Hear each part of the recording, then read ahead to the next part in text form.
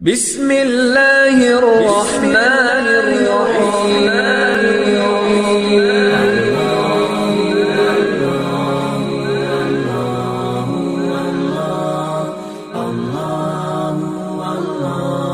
أعوذ بالله من الشيطان الرجيم بسم الله الرحمن الرحيم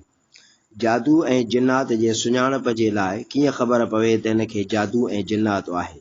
उन्हीअ जादू ऐं जिन्नात जूं कुझु ई निशानियूं आहिनि। कैंसर, बे औलादी, गुर्दनि में दर्द यानी सूर वग़ैरह जो थियणु, यानी औलाद न थियणु बि जादू जिन्नात जी निशानी आहे। मथे में सूर यानी दर्द हुजणु, मेजाले जे तरफ़ खां घणो सूर हुजणु, मुंहं जे अॻे सॼे खॿे हिसे में दर्द यानी सूर जो पवणु, पूरे जिस्म में सूर थियणु, कुल्हनि में सख़्तु सूर पवणु, सॼे जिस्म में गर्मी महसूसु करणु, ख्वाब में गंदगी जेका कपिड़नि या जिस्म ते ॾिसण में अचे, अखियुनि में तकलीफ़ या उन्हनि जो ॻाढ़ो थी वञणु, मुश्किल सां साहु खणणु, सीने में तकलीफ़ महसूसु करणु, जिस्म जो ॻरो थी वञणु, मुंहं जे रंग ऐं कैफ़ियत जो सुबुह शाम मटिजणु, बेसुकूनी महसूसु करणु, इबादतुनि में दिलि जो न लॻणु या घबराहट महसूसु करणु, हर सुख हुजण जे बावजूदु ख़ुशि न रहणु, बुख घणी लॻणु, जिस्म में सुयूं लॻणु महसूसु करणु या जिस्म ते केवलियुनि जो घुमणु महसूसु करणु, अकेले कमरे कंहिं ॿिए जो महसूसु करणु या कोई मूंखे छिके रहियो आहे ईअं महसूसु करणु,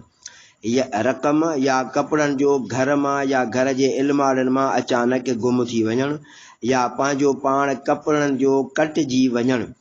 या रंग जा निशान कपिड़नि ते लॻिजी वञणु, गले में तकलीफ़ जो थियणु, ख्वाब में कोई घुटो ॾेई रहियो आहे ईअं महसूसु करणु, ड्रेजाड़ींदड़ ख्वाबनि जो ॾिसणु या ख्वाब में जानवर ॿिलो विछूं कुतो वग़ैरह वग़ैरह ॾिसणु, जिनसी ख़्वाहिशात जो वधीक थी वञणु, दिलि जी धड़कण जो तेज़ थी वञणु,